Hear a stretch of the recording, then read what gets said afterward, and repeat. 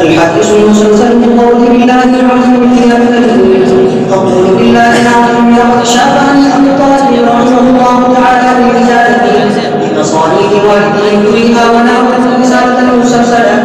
قال والده فيها بالله العظيم لقد أخبرنا شيخنا الإمام صفي الدين أحمد بن محمد قال بالله العظيم لقد أخبرنا شيخنا أبو المواهب أحمد بن علي الشنابي قال بالله العظيم أخبرنا الشامس رحمه الله قال بالله العظيم أخبرنا مولانا وجيه الدين بحكايته العامة من القطب الأول في نصر الدار عن والده على أحمد بن محمد القهواني ثم المكي عن حافظ شمس الدين محمد بن عبد الله الرحمن الصقافي حول رواية شيخنا الإمام صفي الدين أحمد بإجازته من الشمس الرملي عن والده أحمد عن الحافظ شمس الدين الصقافي قال بالله العظيم لقد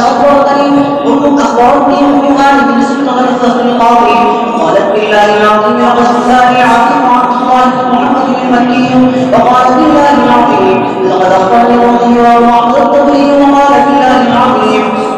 لقد أخبرني أبو الحسن علي بن هبة الله بن سلامة وقال بالله العظيم لقد أخبرنا الإمام الشافعي وسأل عبد الله بن محمد بن أبي حسون المصري وقال بالله العظيم لقد حدثنا القاضي أبو عبد الله الحسين بن نصر بن محمد بن حميس وقال بالله العظيم لقد حدثنا الشيخ الفقيه أبو بكر أحمد بن علي الطريسي حاوله كونه إبراهيم بن محمد الطبري المكي إمام المقام المتولد سنة 36 بإجابة العامة من الشيخ محي الدين محمد بن العربي القدس سره المتوفى سنة 37 إنه قال في باب توفى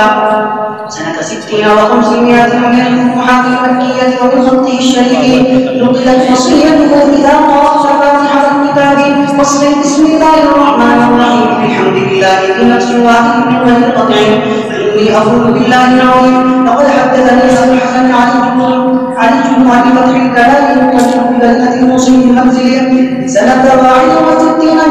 وقال بالله العظيم لقد سمعت شيخنا أبا الفضل عبد الله بن أحمد بن عبد الله المصري القطعي ما يقول بالله العظيم لقد سمعت والدي أحمد يقول بالله العظيم لقد سمعت مبارك بن أحمد بن محمد بن هشام إلى المقيا بروايته والتأسيسي عن أبي بكر الفضل بن محمد الكاتب الهرمي ولفظ التأسيسي بالله العظيم لقد حدثنا الرئيس أبو بكر الفضل بن محمد الكاتب الهرمي في جامع المنسوب في جبال القرى سنة 64 وغرب المغرب عليها حاجا ولقد النساء بالله العظيم فسمعت بلفظ أبي بكر الفضل بن محمد الكاتب الهرمي وقال بالله العظيم لقد حدثني أبو بكر محمد بن علي الشاشي بنفسه وقال بالله العظيم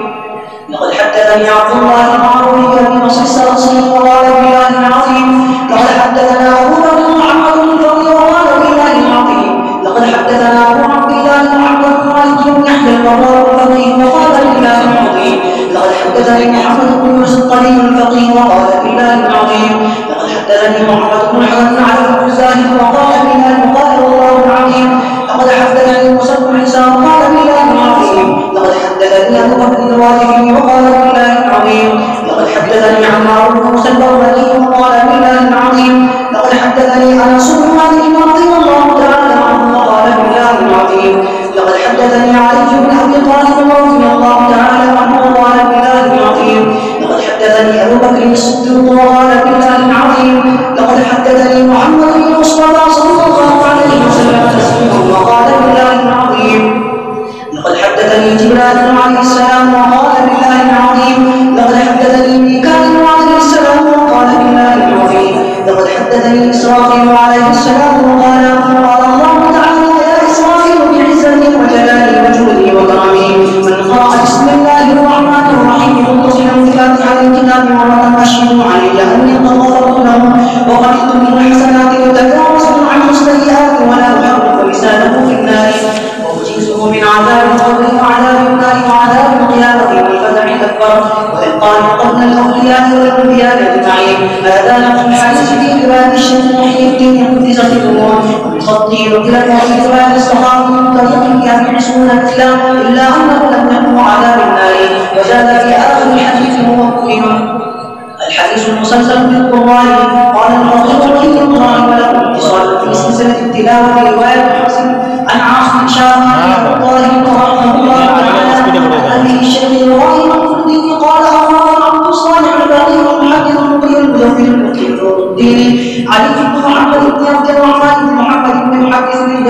بكل وجه بن عبد الرحمن بن علي الشيباني سيد الشافعي المعروف كسرقي بن سلمة رحمه الله تعالى إجازة أوله جد جد والده الوجيه عبد الرحمن ومعناه الأبيض بن عن شيخه الشخص محمد بن الصديق القاسي عن والده الصديق بن القاسي عن محدث بن الثمن بسيد الطاهر بن حسين الأكبري الوجيه عن الزياد عبد الرحمن بن علي وجهه شيباني عن الحافظ شمس الدين محمد بن عبد الرحمن الصوابي قال أخبرنا شيخ القضاء والمحدثين الحافظ المفيد عن الوعي الإسلام بن عمر المستقيم قال أخبرنا المقرئ محمد بن محمد بن عبد الكريم بقراءته قال أخبرنا المقرئ عبد الله محمد بن عبد الله بن أحمد بن إبراهيم الوسيم وسمعه المفكدا عن أبي عباس أحمد بن عبد الله البصري قال خرجت على المقرئين أبي جعفر أحمد بن علي بن يحيى بن عبد الله الحصاري وأبي عبد الله محمد بن أيوب الخاطبي يقول بفجر بن محيط قال الصحابي وأنا علي بن جرد المقرئ أبو عبد الله محمد بن أحمد البكري قال أخبرنا علام بن عبد الله وإسحاق بن إبراهيم وأحمد الباني قال أخبرنا المستوى المري وأبو حيان الرماطي وأبو عبد الله محمد بن جعفر الواشاني والذي وسمع عن الأول قال الأول أخبرنا الرضي المقري وأبو عبد الله محمد بن علي بن يوسف الشافعي وقال الثاني أخبرنا المقري القاضي رسول بن عباس أحمد بن محمد بن حسن بن عباد الخرجي قال أخبرنا المقري وابن حسن محمد بن محمد بن إسماعيل السلمون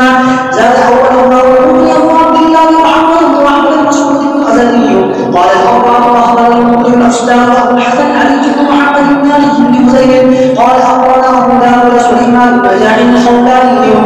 قال الصحابي وأنبأنا على بن ذروة القضاء أحمد بن عمر بن الحافظ عبد الله الحنبلي شمع بن صالح بن مشرق عن أبي عباس أحمد بن أبي بكر العز الحنبلي وذلك قال عن الحافظ المقري الأخبار عن عثمان بن محمد الطويل المالكي عن عثمان بن خليفة بن إسحاق بن إبراهيم بن محمد بن وصل الحمصي وإذا لم يكن سمعا أنه قرأ عليه القرآن قال أخبرنا المقري مسلم بن مسلم ومن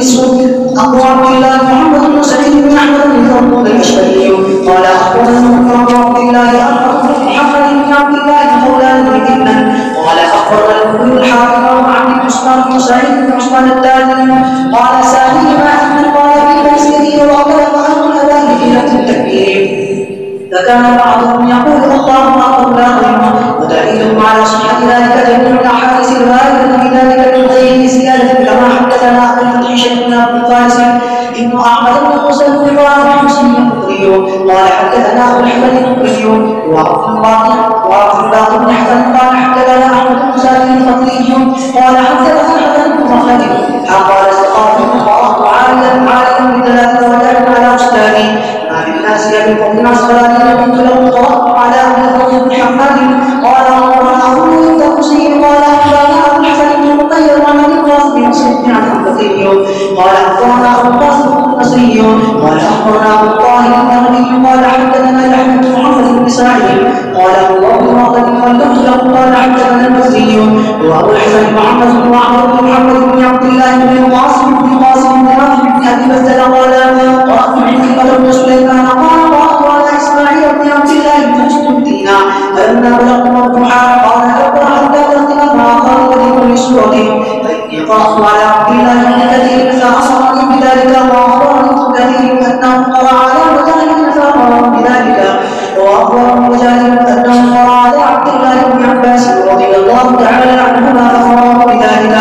وأخبر ابن عباس رضي الله تعالى عنهما أنه قرأ على عبد بن كعب رضي الله تعالى عنه فأمر بذلك وأخبر أنه قرأ على النبي صلى الله عليه وسلم فأمر بذلك